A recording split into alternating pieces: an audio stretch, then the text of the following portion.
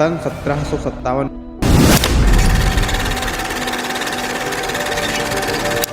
जिस तरह से अंग्रेजों ने हम सभी भारतीयों को पहले फ्री में चाय की आदत लगाई और फिर वो खुद भारत में व्यापार करने लगे। व्यापार करते करते हमारे संपूर्ण भारत को कब्जे में ले लिया, अपना गुलाम बना लिया।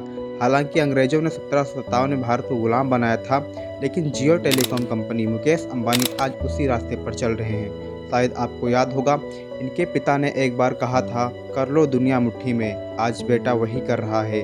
जियो कंपनी आज पूरे भारत को मुट्ठी में करने निकल पड़ी है और इस तरह से निकली कि हर एक कंपनी को बर्बाद कर दिया। फिर वो चाहे बीएसएनएल हो, Aircom, Tata tele, Aircel, Unitech, MTS loop और भी कई सारी टेलीकॉम कंपनियां हुआ करती थी। इन सभी को जियो ने पूरी तरह से बर्बाद कर दिया, इनका नामो निशान मिटा दिया और आज जियो को रोकने वाली कोई भी कंपनी नहीं है दूर दूर तक। लेकिन जियो जब आया था तब उसके वादे क्या थे, मुकेश अंबानी ने क्या कहा था, आपको शायद याद भी नहीं होगा। 2016 में अंबानी ने भाषण दिया और कहा कि हमने दुनिया की पहली ऐसी कंपनी बनाई है जो डेटा का और कॉल्स का पैसा नहीं लेंगे। ये सही बात है कि उस समय डेटा यानी एमबी के चार्ज अलग देने होते थे और कॉल्स के चार्ज अलग देने पड़ते थे। जियो के आने से पहले 200 रुपये का 1 GB डेटा हुआ करता था। लेकिन अंबानी जी, आप तो उस महंगाई को मिटाने आए थे और मिटाया भी, लेकिन जिस तरह से आपके भी दाम बढ़ रहे हैं, मानो ऐसा लगता है आप भी उसी रास्ते पर चल रहे हो। आप देश को फिर से वहीं पर ले जा रहे हैं, उसी अंधकार में। शुरुआत में आपने कहा था कि वॉइस कॉल्स फ्री रहेंगे और डेटा का चार्ज देना होगा, वो भी बहुत छोटा अमाउंट देना होगा, लेकिन आपने उसका अपोजिट किया। किस तरह से मानसिक गुलाम बनाया गया 1757 वाला अंग्रेजों का फार्मूला अपनाकर। इन्होंने सबसे पहले 3-4 महीने तक का इंटरनेट फ्री कर दिया। 4 GB डेटा, अनलिमिटेड कॉल्स और 100 मैसेज प्रतिदिन देने लगे। जहां पर एक व्यक्ति 200 रुपये का 1 GB डाटा 1 महीने तक चलाता था, वहीं पर इन्होंने 4 GB डाटा प्रतिदिन कर दिया। इन्होंने पहले आदत लगवाई, जिस तरह से किसी व्यक्ति को शुरुआत में ड्रग्स का डोज दिया जाता है, इन्होंने वही किया। अब किसी को आदत तो थी नहीं इतना ज़्यादा डेटा यूज करने का, तो इन्होंने खेलना शुरू किया।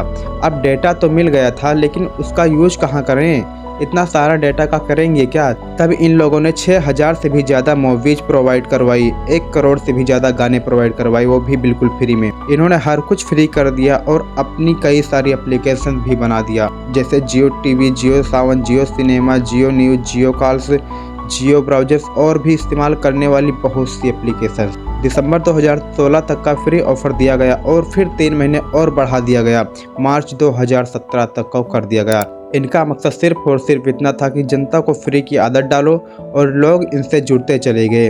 अब इन्होंने गेम खेलना शुरू कर दिया करोड़ों लोगों के साथ। इन्होंने जो डाटा 1 साल तक फ्री कर दिया था, अब उसका दाम ये धीरे धीरे वसूल करने लगे, वो भी बहुत छोटे से अमाउंट के साथ। जियो मेंबरशिप 99 रुपये कर दिया और अनलिमिटेड डाटा 303 रुपये का कर दिया और भी बहुत तरह के प्लान निकाले। लेकिन फिर भी ये लोगों को सस्ता लगता था, क्योंकि कोई भी और कंपनी अनलिमिटेड डाटा नहीं देती थी। जियो यहाँ पर भी नहीं रुकता है, उसने अपना मोबाइल निकाला 1500 रुपये में अनलिमिटेड कॉल्स और डेटा।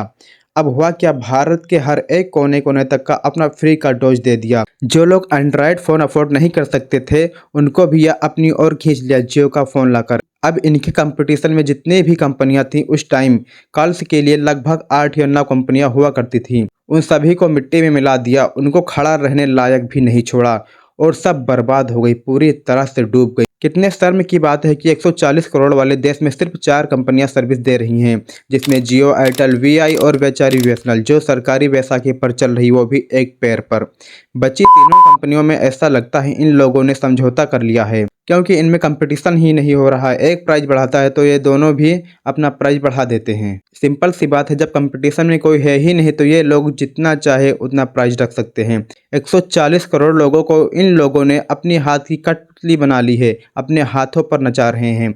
अगर आज बीएसएनएल होता तो इनके बढ़ते हुए प्राइस को रोक सकता था, लेकिन वो खुद बेचारा कहीं कोने में पड़ा है। लेकिन सरकार को समझना चाहिए कि कोई भी मोनोपोली कंपनी को रोकने के लिए मार्केट में एक ऐसा प्लेयर रखना बहुत आवश्यक है। कम से कम इनको अपनी मनमानी करने से तो रोक सकता है।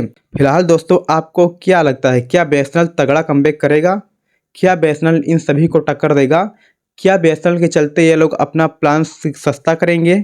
क्या बीएसएनएल 5G ला सकता है? आप सभी अपना जवाब कमेंट में दे सकते हैं।